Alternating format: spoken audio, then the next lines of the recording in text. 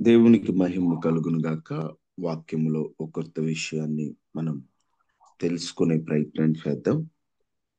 ఈరోజు మనం తెలుసుకోవాల్సిన పుస్తకము విలాప వాక్యములు.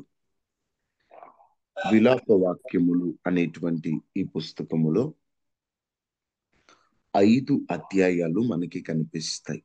విలాప వాక్యములలో విలాప వాక్యములు అంటే క్రీస్తు పూర్వం దాదాపుగా 586 సంవత్సరాల్లో యెరూషలేము పతనమవుతుంది. యెరూషలేము పతనమై వినాశనమయ్యి చెర జరిగినప్పుడు, అంటే చెరలోకి వెళ్ళిన తరువాత ఆ యెరూషలేముకి జరిగిన నాశనాన్ని బట్టి, యెరూషలేము పతనాన్ని బట్టి విలపిస్తూ, అంటే కన్నీటితో వారు రాసినటువంటి పద్యమే విలాప వాక్యములు. ఈ విలాప వాక్యములలో ప్రాముఖ్యంగా వాళ్ళకు జరిగిన నష్టము, వారు అనుభవించిన బాధ, వాళ్ళ దేశ పతనాన్ని వాళ్ళు గుర్తు చేసుకుంటూ, వాళ్ళు ఉపవాస దినాలలో ఈ విలాప గీతాన్ని ఆచరిస్తారన్నమాట. ఈ పాట అంతా పాడతారు, మా పరిస్థితి ఎందుకు ఇలా అయిందని ఏడుస్తూ పాడతారు. అందుకే ఇది విలాప గీతం. విలాపం అంటే కన్నీరు, విలాప గీతాలు, విలాప వాక్యాలంటే యెరూషలేము పతనము గురించి వారు కన్నీటితో పాడిన పాట, పద్యమే విలాప వాక్యములు. ప్రాముఖ్యంగా ఈ విలాప వాక్యములో మొదటి అధ్యాయం అంతా కూడా యెరూషలేము దుర్గతి గురించి, అసలు యెరూషలేముకు పట్టిన పరిస్థితి గురించి వారు కన్నీటితో విలపిస్తారు. రెండో అధ్యాయం అంతా యెరూషలేము పైకి వచ్చిన శిక్ష గురించి వారు వివరిస్తూ ఉంటారు. యెరూషలేము పరిస్థితి, యెరూషలేముకు వచ్చిన శిక్ష. మూడో అధ్యాయం అంతా కూడా యెరూషలేముకు వచ్చిన శిక్షతో పాటు వారికి ఉన్న నిరీక్షణ గూర్చి, వారు కలిగి ఉన్న నిరీక్షణ గురించి అక్కడ రాయబడి ఉంటది. ఇక నాలుగో అధ్యాయం అంతా కూడా శిథిలమైపోయిన యెరూషలేము, అంటే యెరూషలేము పరిస్థితి ఎంత బాగుండేది, ఈరోజు శిఖరాలు కూడా శిథిలం అయిపోయాయి అని ఆ శిథిలం గురించి వారు వేడుకునేవారు. ఇక ఐదో అధ్యాయం అంతా కూడా దేవుని కృప కొరకై వారు వేడుకున్నట్లుగా మనం విలాప వాక్యాల్లో గమనించవచ్చు. అక్కడ వారు కన్నీటితో వారు పద్యములుగా మాట్లాడతారు కాబట్టి ఈ విషయాన్ని మనం చదువుతున్నప్పుడు కాస్త తికమకగా ఉన్నప్పటికీ మనకు అర్థమవుతుంది, ఓహో, ఈ పరిస్థితిని బట్టి వారు కన్నీరు కార్చారా, ఈ పరిస్థితిని బట్టి వారు ఏడ్చారా అని మనకు అర్థమవుతుంది. విలాప వాక్యముల పరిస్థితి అది. ఓకే, ఇక మనం ఆలస్యం చేయకుండా బైబిల్లో ఒక ప్రశ్నను అడిగి ఇక దేవుని వాక్యాన్ని ఆలకించడానికి మనం సిద్ధపడతాం. బైబిల్లో మిమ్మల్ని అడుగుతున్నటువంటి ప్రశ్న, బైబిల్లో మిమ్మల్ని అడుగుతున్నటువంటి ఒక ప్రశ్న,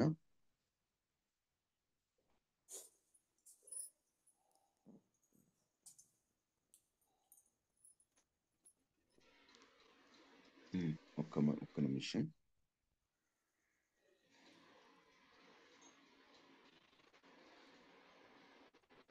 యాకోబు పెద్ద కుమారుని పేరేమిటి? వెరీ గుడ్ అమ్మా. Reuben. Reuben. Reuben, Reuben. Very good, very good. Reuben. వాస్తవంగా జ్యేష్ఠత్వపు ఆశీర్వాదాలన్నీ రూబేన్కి రావాలి.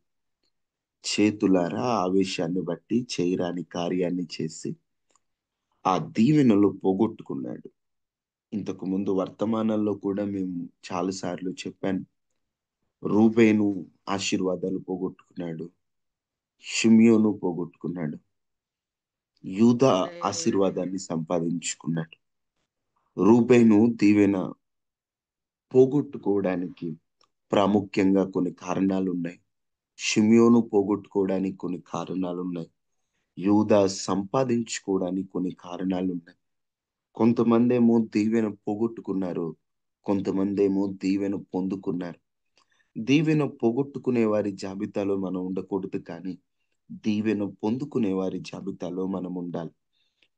దేవుని వాక్యాన్ని మనం ఆలకిద్దాం. ఓ చిన్న ప్రార్థన. మహాపరిశుద్ధుడా, మహోన్నతుడా, కొద్ది నిమిషాలు నీ వాక్యం ద్వారా మాతో మాట్లాడవా?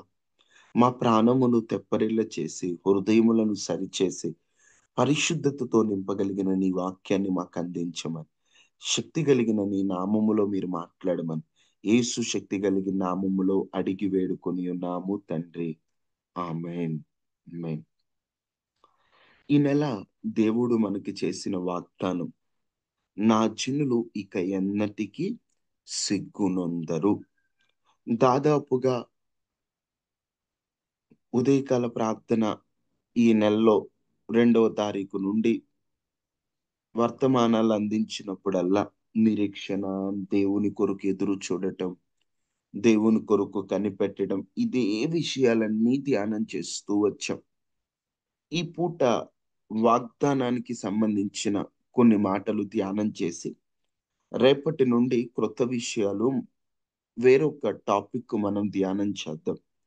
ఈ పూట మీ అందరికీ తెలిసిన మాటలే ఓసారి గుర్తు చేద్దాం అనుకుంటున్నాను. నా జనులు ఇక ఎన్నటికీ సిగ్గునొందరు అని దేవుడు తన వాక్యము ద్వారా మనతో మాట్లాడారు కదా. ఆయన పిల్లలకు సిగ్గుపడే పరిస్థితులు రానివ్వనన్నారు కదా. ఆయన పిల్లలు అవమానపడే పరిస్థితులు రానివ్వనన్నారు కదా. ఓకే. దేవుని పిల్లలు సిగ్గుపడే పరిస్థితులు దేవుడు రానివ్వడు కదా. అసలు దేవుని పిల్లలు అసలు ఎవరు సిగ్గునొందరు? ఎవరికి సిగ్గుపడే పరిస్థితులు దేవుడు రానివ్వడో కొన్ని మాటలు దేవుని వాక్యముల నుండి మనం ధ్యానం చేద్దాం. చూడండి, యెషయా గ్రంథం 29వ అధ్యాయం 22వ వచనం. యెషయా గ్రంథం 29, 22.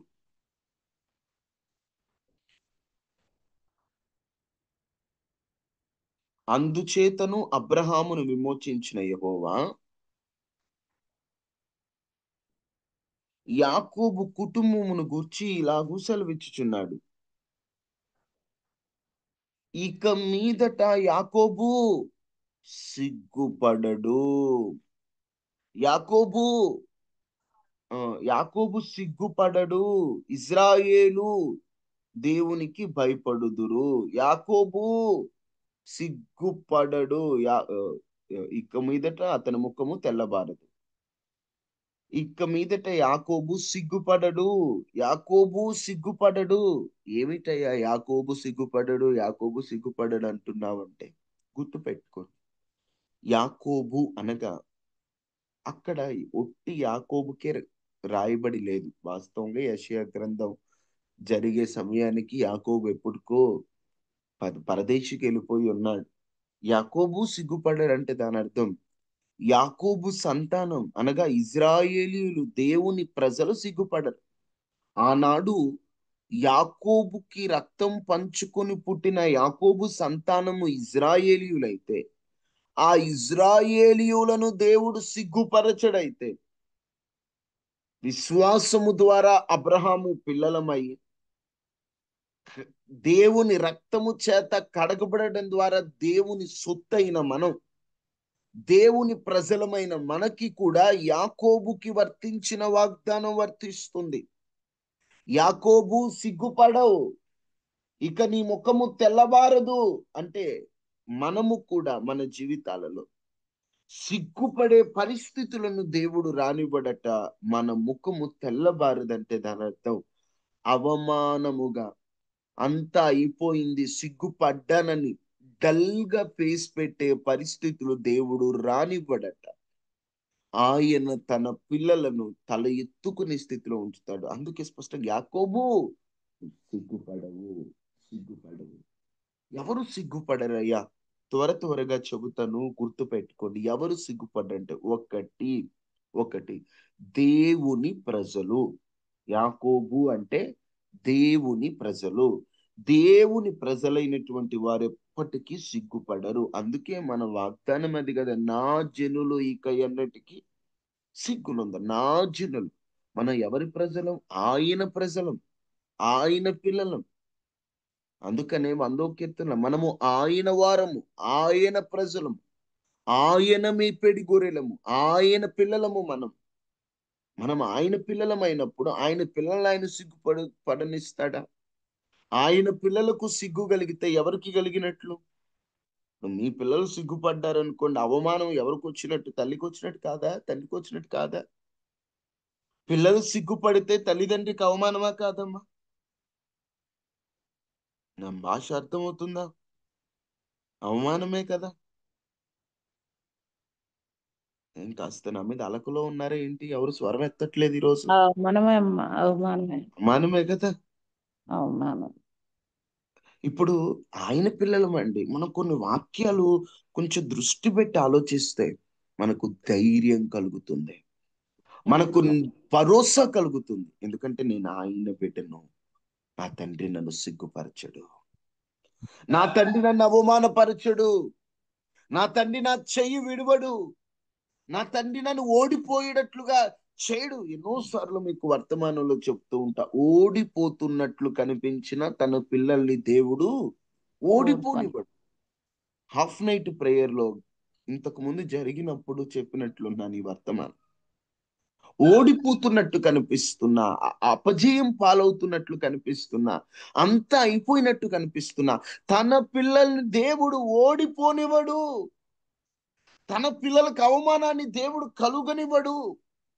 పరిస్థితులు అవమానాన్ని ఇచ్చినట్లే కనిపిస్తాయి, ఓడిపోయినట్లే కనిపిస్తాయి, ఇక అయిపోయినట్లుగానే కనిపిస్తాయి. పరిస్థితులు అలా ఉన్నా తన పిల్లల చేతిని దేవుడు విడిచిపెట్టేవాడు కాదండి. అందుకని ఎవరు సిగ్గుపడరయ్యా అంటే దేవుని ప్రజలు సిగ్గుపడరు, దేవుని జనులు సిగ్గుపడరు. మనం ఆయన పిల్లలం. అదే మన ధైర్యం. నేను దేవుని బిడ్డను, ధైర్యంగా ఉండు. నువ్వు సిగ్గుపడే పరిస్థితులు నా దేవుడు రానివ్వడు. ఒకటి, దేవుని ప్రజలు సిగ్గుపడరు. రెండు, త్వరగానే చూసి త్వరగానే ముగించుకుందాం. రెండు, 25వ సంకీర్తన 3వ చరణం అందరికీ తెలిసిన వాక్యాలే, కానీ మరొకసారి చూడండి. 25:3 మనం బాగా ఎక్కువ సార్లు ధ్యానం. నీ కొరకు కనిపెట్టుకుని వారిలో నీ కొరకు కనిపెట్టుకుని వారిలో ఎవడను సిగ్గునందడు. ఎవడును సిగ్గునొందడు. చం నీ కొరకు కనిపెట్టు వారిలో ఎవడును సిగ్గునొందడు. ఎవరైతే దేవుని కొరకు కనిపెడతారో, దేవుని కొరకు ఎవరైతే నిరీక్షణ కలిగి ఎదురు చూస్తా, అంటే ఆ, కనిపెడతా, వెయిట్ చేస్తూ ఎదురు చూస్తూ ఆ దేవుడు ఇస్తాడని ఒక విశ్వాసంతో, ఒక నమ్మకంతో, ఓపికగా కనిపెడతా ఉంటారు, అలాంటి వారు ఎప్పటికీ సిగ్గునందరు. నీ కొరకు కనిపెట్టు వారిలో ఎవడును ఎప్పుడు సిగ్గుపడలేదు. మనం దేవుని కొరకు కనిపెడుతున్నాం. మనుషుల కొరకు కనిపెట్టిన వాళ్ళు సిగ్గుపడ్డారు. అధికారుల కొరకు కనిపెట్టుకున్న వాళ్ళు సిగ్గుపడ్డారు. కానీ దేవుని ప్రజలు సిగ్గుపడ్డరు. ఎందుకంటే వారు ఆయన కొరకు కనిపెట్టుకుంటున్నారు. రెండు, ఎవరు సిగ్గుపడరట? దేవుని కొరకు కనిపెట్టుకోవటం. నువ్వు కనిపెడుతున్నావా? కనిపెట్టుటలో కూడా రకాలు ఉంటాయి. మౌనంగా కనిపెట్టడం ఒకటి, ఓపికగా కనిపెట్టడం ఒకటి, ప్రార్థనలో కనిపెట్టడం ఒకటి. ఈ రోజున నువ్వు ఏ విధంగా కనిపెడుతున్నావు? కొన్నిసార్లు మౌనంగా కనిపెట్టాలి. దేవుడు ఇచ్చేంత వరకు మౌనంగా ఉండాలి. సనగటం, గొనకటం, ప్రతిదానికి వ్యతిరేకంగా మాట్లాడడం, ప్రతిదానికి ఇక జరగదు, ఇక ఇది ఇంతేలే అని మాట్లాడుతూ అలా ఉండకుండా మౌనం, ప్రతిదానికి మౌనం. ఆ మౌనం కనిపెట్టే సమయంలో కొన్ని మాటలు ఉంటాయి. కొందరు మనుషుల మాటలు హృదయానికి గుచ్చుకుపోయే మాటలు మాట్లాడుతూ ఉంటారు, అవమానకరంగా మాట్లాడుతూ ఉంటారు, బాధ కలిగే మాటలు మాట్లాడుతుంటారు. అంత మాట్లాడుతున్నా కూడా మౌనంగా కనిపెట్టాలి. ఒక్కోసారి ఓర్చుకుంటూ ఓర్పుతో కనిపెట్టాలి. దేవుడు ఇస్తున్నట్లే ఉంటది. దేవుడు ఇస్తున్నాడనే టైంకి దేవుడు ఇవ్వడు, అయినా కనిపెట్టాలి ఓర్పుతో, సహనంతో. భక్తుడు అంటాడు కదా, నీ సహనంతో దేవుని కొరకు కనిపెట్టుకుంటేని, సహనం ఓర్పుతో కనిపెట్టాలి. కొన్నిసార్లు ప్రార్థనలో కనిపెట్టాలి. ప్రభువా, ఏంటి నాకు ఈ పరిస్థితి, ఎప్పుడు చేస్తావు నా జీవితంలో? ఈ ఈ కార్యం నాకు అవసరం కదా. నువ్వు ఆలస్యం చేసిన ఇస్తావని నాకు తెలుసు అయ్యా. నేను ఇవ్వకపోయినా నేను నీలోనే ఉంటా, కానీ ఇవ్వకపోతే నీ నామానికి అవమానం కలుగుతుంది.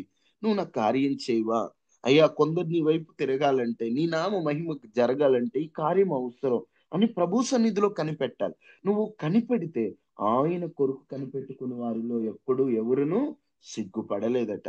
దేవునికి ఒక కొరకు కనిపెడుతున్న నిన్ను దేవుడు సిగ్గుపరచడు. దేవుని కొరకు నిజంగా కనిపెడుతున్నావా? ఏదో ప్రార్థనకు వచ్చాం, వెళ్ళాం, వాక్యం విన్నాం, వెళ్ళాం అని కాదు. వింటున్న వాక్యాన్ని నీ మనసులో ఎంతవరకు పెట్టుకున్నావు? ఎంతవరకు దేవుని యందు విశ్వాసం ఉంచుతున్నావు? ఎంతవరకు ప్రభు కొరకును కనిపెట్టగలుగుతున్నావు? ఈరోజు కనిపెట్టే అనుభవం కరువైపోతుంది. ప్రతి ఒక్కరూ సనుగుతున్నారు, దేవుణ్ణి దూషిస్తున్నారు తప్ప ఓపికతో కనిపెట్టట్లేదు. మేము దేవుని కోసం ఇంత చేస్తున్నాం, అంత చేస్తున్నాం అంటున్నారు తప్ప దేవుని దేవుడు నా కోసం ఎన్నో చేశాడు, ఆయన నాకు ఇది ఇస్తాడు అనేటువంటి విశ్వాసంలో మనం ఉండట్లేకపోతున్నామేమో ఒకసారి పరీక్ష చేసుకుందాం. ఒకటి, ఆయన జనులు సిగ్గుపడరు. రెండు, ఆయన కొరకు కనిపెట్టు వారిలో ఎవరును పడరు. మూడు, రోమా 9:33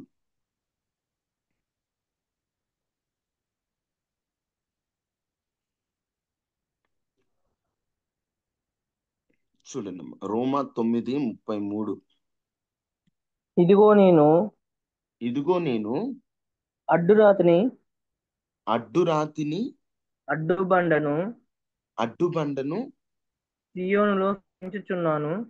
ఉమ్, ఆయన యందు విశ్వాసముంచువాడు ఆయన ఎందు విశ్వాసం ఉంచువాడు సిగ్గుపరచబడడు అని సిగ్గుపరచబడడు అని రాయబడిన ప్రకారము అని వారు రాయబడిన ప్రకారం. చాలన్నా, అక్కడ రాయబడి ఉంటది. ఏమని రాయబడి ఉందంట? ఆయన ఎందు విశ్వాసం ఉంచువారు ఆయన ఎందు విశ్వాసం ఉంచువారు సిగ్గుపడరు. సిగ్గుపడరు. ఈరోజు ఎవరైతే దేవుని యందు విశ్వాసం ఉంచుతారో ఆ విశ్వాసం ఉంచిన వారు సిగ్గుపడరు. ఈ నా మాటలు కాదండి, వాక్యంలో రాయబడిన మాటలు. ఎవరైతే దేవుని యందు విశ్వాసం ఉంచుతారో, ఈరోజు నిజంగా మనం విశ్వాసులుగా పిలువబడుతున్నాం, నిజంగా విశ్వాసం ఉంచుతున్నాము. బైబిల్లో విశ్వాసాన్ని చాలా చక్కగా వివరిస్తారు. అదృశ్యమైన వాటి యొక్క రూపమే విశ్వాసం అంటారు. అంటే కంటికి కనిపించి మనకు రుజువులు కనిపించినవి నమ్మడం విశ్వాసం కాదు అని వాక్యం చెబుతుంది. ఇప్పుడు కంటికి కనిపించి నమ్మాలంటే ప్రతి ఒక్కడు నమ్ముతాడు. కంటికి కనబడకపోయినా అది ఉంది అని దాని ఉనికిని గ్రహించి నమ్మడమే విశ్వాసం. లేనిది ఉన్నట్లు నమ్మితే అది భ్రమ. ఉన్నది ఉన్నట్లు నమ్మితే, అది కనబడకపోయినా అది ఉన్నది, దాని ఉనికిని బట్టి నమ్మడం విశ్వాసం. మనం భ్రమలో లేవండి. చాలా మంది అంటారు, దేవుడే లేడండి, దేవుడు ఉంటే కనిపిస్తాడు కదా అంటారు. కనిపిస్తే నువ్వు నమ్మేదేంటయ్యా? అది విశ్వాసం అవ్వదు కదా. ఆయనను నువ్వు చూడలేనంత మాత్రం ఆయన లేడంటే ఎలాగా? కొన్ని నీ కంటికి కనబడకపోయినా ఉన్నాయని నమ్ముతున్నావు, ఉనికిని పసిగట్టి. గాలి ఎప్పుడు చూడం, కానీ ఉందని నమ్ముతాం.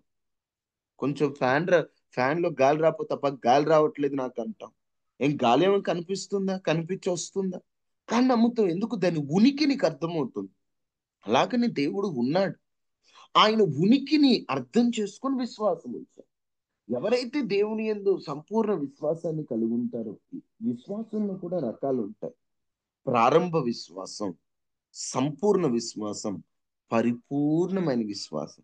మన విశ్వాసం ప్రారంభ విశ్వాసంలోనే కాదు, పరిపూర్ణమైన విశ్వాసంలో ఉంటారు. ఈరోజు ఒక్కొక్కసారి మన విశ్వాసం ఎలా ఉంటుందంటే, ఏదో నామమాత్రమైన విశ్వాసాలు, ఏదో నమ్మాలి కాబట్టి నమ్ముతున్నాం. అలాంటి విశ్వాసాల్లో కార్యాలు జరగవండి. ఈరోజు అల్ప విశ్వాసం ఉంటది కొంతమందికి. అంటే కొంచెం విశ్వాసం ఉంటది, కొంచెం విశ్వాసం ఉంటుంది. శిష్యులు అసలు విశ్వాసం లేని వాళ్ళు కాదు, వాళ్ళు అల్ప విశ్వాసులు. అంటే కాస్త విశ్వాసం ఉంటది, కానీ ఏమో ఏమో యేసుక్రీస్తు ప్రభువారు వారిని గద్దించేటప్పుడు ఎవరు గద్దిస్తాడు? అల్ప విశ్వాసులరా. అంటే విశ్వాసం తగ్గిపోయిన వారలారా, ఎలా జరుగుతాయి బాబు కార్యాలు? ఎలా మీకు ఇంత అవిశ్వాసంగా అల్ప విశ్వాసంగా ఉంటే ఎట్లా అంటారు ఆయన. ఈరోజు మనం కూడా అల్ప విశ్వాసులాగా మారిపోతున్నాం. విశ్వాసం తగ్గిపోతుంది. పరిస్థితులను బట్టి దేవుని మీద ఉన్నటువంటి ఆ నమ్మకం రోజు రోజుకి క్షీణిస్తూ పోతుంది. ఒకవేళ నీకు ఆ విశ్వాసం తగ్గుతుందేమో, విశ్వాసాన్ని తగ్గనివ్వదు. ఎందుకంటే విశ్వసించు వారిని దేవుడు సిగ్గుపరచడు. ఎవరైతే దేవుని మీద నమ్మకం ఉంచి విశ్వాసంతో ఎదురు చూస్తారో, విశ్వాసంగా ఉంటారో, అలాంటి వారిని దేవుడు సిగ్గుపరచడట. అందుకని విశ్వాసంగా ఉందాం. సిగ్గుపడే పరిస్థితులు మన జీవితంలో దేవుడు అనుమతించడు. ఒకవేళ అనుమతించినట్లు కనిపించినా ఆ సిగ్గు చిరకాలం ఉండేది కాదు, అది స్థిరమైనది కాదు, అది కొంతకాలం మనల్ని పరీక్షించుటకు వచ్చిందే. 4, 119వ సంకీర్తన 6వ వచనం. ఎవరు సిగ్గు నొందరు? 119:6. నీ ఆజ్ఞలన్నిటినీ నేను లక్ష్యము చేయనప్పుడు నాకు అవమానము కలగనేరదు. నాకు అవమానము కలుగనేరదు. భక్తుడు అంటాడు, నీ ఆజ్ఞలన్నీ నేను లక్ష్యం చేస్తున్నాను, అంటే దృష్టి పెడుతున్నాను. నీ ఆజ్ఞల మీద నేను కేర్ చేస్తున్నాను, నీ ఆజ్ఞల్ని నేను పాటిస్తాను అన్నప్పుడు, ఎప్పుడైతే దేవుడు చెప్పిన ఆజ్ఞలు, విధులు, కట్టడలు, నియమములు, వీటన్నిటి తేడాలు ఇంతకు ముందు మీతో చెప్పాను. కట్టడలు వేరు, ఆజ్ఞలు వేరు, నియమములు వేరు, విధులు వేరు, హెచ్చరికలు వేరు. ఇప్పుడు ఈయన ఆజ్ఞ అంటే దేవుడు ఖచ్చితంగా చెయ్యి అంటే అది చేయడం, ఇది వద్దు అంటే ఆగిపోవడం. దేవుని మాట ఆజ్ఞాపించే, ఇప్పుడు అంటే నువ్వు ఆజ్ఞాపించంగానే అంటే నువ్వేం చెప్తే ఇంక అదే. దేవుడు వద్దంటే వద్దండి. ఇప్పుడు దేవుని ఆజ్ఞలంటే అవి మనకు నచ్చకపోయినా దేవుడు వద్దంటే వద్దు కంటే. దేవుడు చెయ్యంటే చెయ్య, దేవుడు వద్దంటే వద్దు, వెళ్ళంటే వెళ్ళు, వద్దంటే ఆగాలి. అవి ఆజ్ఞలు అన్నమాట.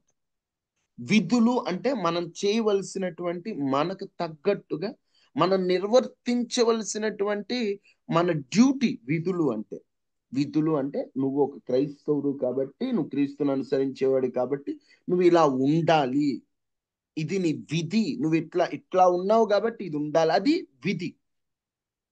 హెచ్చరిక అంటే నష్టం కలగకుండా నీకు ముందు జాగ్రత్త కొరకు నిన్ను సరిచేసే ఒక గద్దింపే హెచ్చరిక. కట్టడ అంటే ఒక లిమిట్, నువ్వు ఇది దాటితే నీకు ఇది జరుగుతుంది. కట్టడలు, హద్దులని కట్టడలు అంటే. ఇప్పుడు ఆజ్ఞలు అంటే దేవుడు చెప్తే అది నచ్చకపోయినా ఇక వద్దు, దేవుడు చేయమంటే అది నచ్చకపోయినా ఇక ఎస్. ఇక దేవుని మాటే సత్యం, దేవుడు చెప్పిందే సత్యం, అది ఆజ్ఞ.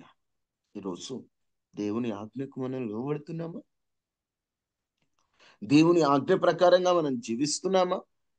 దేవుని ఆజ్ఞకి ఎవరైతే లోబడతారో వారిని దేవుడు సిగ్గుపరచడట. రోజు నీ కొంచెం కష్టంగా ఉన్నా దేవుని ఆజ్ఞలకు లోబడు. దేవుడు ఏం చెప్పాడో గమనించు. వాక్యాన్ని బాగా చదువు. వాక్యాన్ని చదువుతున్నప్పుడు దేవుడు ఏం చేయమన్నాడో, ఏం చేయొద్దన్నాడో నీకు అర్థమవుతుంది. దేవుడు చేయొద్దన్నవి ఎట్టి పరిస్థితుల్లో చేయొద్దు. దేవుడు చేయమన్నవి నువ్వు నీకు కష్టం అనిపించిన చేయి. ఎప్పుడైతే దేవుని ఆజ్ఞలు నువ్వు మేరకుండా ఆజ్ఞల ప్రకారంగా నువ్వు జీవిస్తావో, నిన్ను సిగ్గుపరిచే పరిస్థితులను దేవుడు రానివ్వడు, నిన్ను అవమానపరచడు. 5 చివరిన 5 యోహాను రాసిన మొదటి పత్రిక 2:28.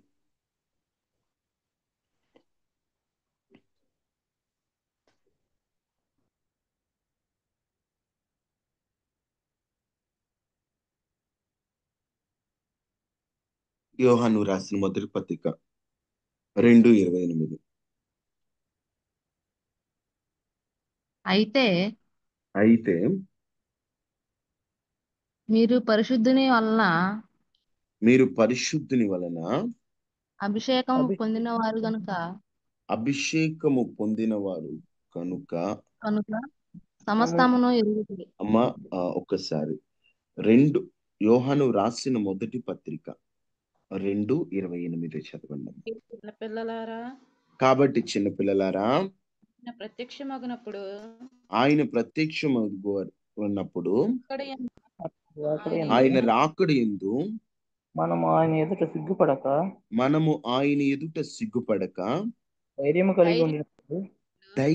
కలిగి ఉండినట్లు మీ ఆయన యందు నిలిచి ఉండుడి. మీరు ఆయన యందు నిలిచి ఉండుడి. మనం సిగ్గుపడే పరిస్థితులు రాకుండా ధైర్యంగా మనం దేవుణ్ణి ఎదుర్కోవాలంటే మనం ఎవరి యందు నిలిచి ఉండాలంట? ఆయన యందు, దేవుని యందు మనం నిలిచి ఉండాలి. ఎప్పుడైతే దేవునిలో మనం నించుంటామో అప్పుడు సిగ్గుపడే పరిస్థితులు దేవుడు మనకి అనుమతించడు. సిగ్గుపడే పరిస్థితులు దేవుడు రానివ్వడు. మనం ఆయన యందు నిలిచుంటే, ఈరోజు దేవుని యందే ఉన్నావా? లోకం ఎందున్నావా? పాపం ఎందున్నావా? ఒకసారి పరీక్ష చేసుకొని నేను దేవుని యందు ఉండాలి, దేవుని యందు ఉంటాను అని ఒక తీర్మానం చేసుకో. 5 విషయాలు మీతో చెప్పాను. ఎవరు సిగ్గునొందరు? నెంబర్ 1, ఆయన ప్రజలు. ఎవరు సిగ్గునొందరు? ఫస్ట్ ఆయన ఆయన ప్రజలు. 2, దేవుని కొరకు కనిపెట్టువారు. 3, ఆయన యందు విశ్వాసం ఉంచువారు. 4, దేవుని ఆజ్ఞలను లక్ష్యము చేయువారు. 5, దేవుని యందు నిలిచిన వారు. ఈ 5 రకాల ప్రజలను దేవుడు సిగ్గుపరచడు. ప్రార్థన చేసుకుందామా? అందరము తలలు వంచని ప్రార్థన చేసుకుందాం. మహాపరిశుద్ధుడా, మహోన్నతుడు అయిన దేవ, కృపా సత్య సంపూర్ణుడా, కృప కలిగిన రాజా, దయగలిగిన తండ్రి, నీ ఘనమైన నామాన్ని బట్టి వందన. మీరు మాతో మాట్లాడిన మాటలు బట్టి స్తోత్రములు స్వామి. అయ్యా, నీ కొరకు కనిపెట్టు వారిలో ఎవడును ఎప్పుడును సిగ్గునొందడు కదయ్యా. మమ్మలను సిగ్గుపడే పరిస్థితులకు నువ్వు అనుమతి ఇవ్వవు కదా దేవా. అయ్యా, నిజమే, మా పరిస్థితులను ఎరిగిన దేవుడువు. నీకు మరుగైనదంటూ ఏమీ లేదు. నీలో నిలుచుండి విశ్వాసం ఉంచి నీ ఆజ్ఞలను లక్ష్యము చేసి నీ కొరకు కనిపెట్టి నీ జనులుగా ఉండినట్లుగా సహాయము చేయమని విత్తబడిన వాక్యాన్ని నీరు కట్టి ఫలింపచేయండి. నీ ప్రజల పక్షమున మీరుండండి. అనారోగ్యంతో ఉన్న వారికి స్వస్థతనివ్వండి. మానసికంగా ధైర్యాన్ని కోల్పోయిన వారికి ధైర్యాన్ని ఇవ్వండి. కుటుంబంలో సమాధానం లేని కుటుంబాల్లో సమాధానం ఇవ్వండి. ప్రతి ఒక్కరికి మీరు తోడుగా ఉండి కృప చూపించి సమస్యలు తీర్చి ఇబ్బందులు తొలగించి నీ పిల్లల పక్షాన మీరుండి గొప్ప కార్యాన్ని చేయమని. అయ్యా, నా జనులు ఇక ఎన్నటికి సిగ్గునొందరన్నా నీ వాగ్దానం మా పట్ల నెరవేర్చమని ఈరోజు ఉదయకాల ప్రార్థనలో పాల్గొన్న వారందరి కుటుంబాల చుట్టూ కంచివేయండి. వైరస్లు, అనారోగ్యాలు, ప్రమాదాలు తరిచేరకుండా కాపాడమని. నాయన, ఈరోజు లోక సంబంధులు ప్రవర్తన లోకపరమైనటువంటి పండుగలు ఆచరిస్తూ ఉంటారు. అన్యులయ్యా, వారికి తెలియదు. ఎక్కడ కూడా అగ్ని ప్రమాదాలు తలెత్తకుండా ఎవరికి హాని జరగకుండా నీ పిల్లలకు క్షేమాన్నిచ్చి వారు సత్యము తెలుసుకున్నట్లుగా సహాయం చేయమని. అయ్యా, ప్రతి ఒక్కరి జ్ఞాపకం చేసుకోమని, అందరికీ తోడుగా ఉండి కృప చూపించమని. అయ్యా, మంచిగా మాకు నిద్రనిచ్చారు, సుఖమైన మెలకునిచ్చారు. ఈరోజు మా ప్రతి పనిలో కూడా మీరు తోడుగా ఉండమని యేసు శక్తి కలిగిన నామములో అడిగి వేడుకొని ఉన్నాము తండ్రి. ఆమేన్. ఆమేన్. తండ్రి అయిన దేవుని ప్రేమ, కుమారుడైన యేసుక్రీస్తు వారి కృప, పరిశుద్ధాత్మ నిండి సహవాసం మనకి మన కుటుంబాలకు ఎల్లప్పుడూ ప్రభు కృప తోడైయుండును గాక. ఆమేన్. ఆమేన్. ప్రైజ్ లార్డ్ అన్న. ప్రైజ్ లార్డ్ అన్న. అందరికీ వందనాలు. అందరికీ ప్రైజ్ లార్డ్. ప్రైజ్ లార్డ్ అమ్మా. వందనాలు తమ్ముడు. వందనాలు అక్క. ప్రైజ్ లార్డ్ అమ్మా. ప్రైజ్ లార్డ్ అక్క. ప్రైజ్ లార్డ్ దీవెన. ప్రైజ్ లార్డ్ అమ్మా. అందరికీ వందనాలమ్మా. God bless you. Praise Lord. Praise Lord అక్క. ప్రైజ్ లార్డ్ చెల్లి. ప్రైజ్ లార్డ్ అమ్మా.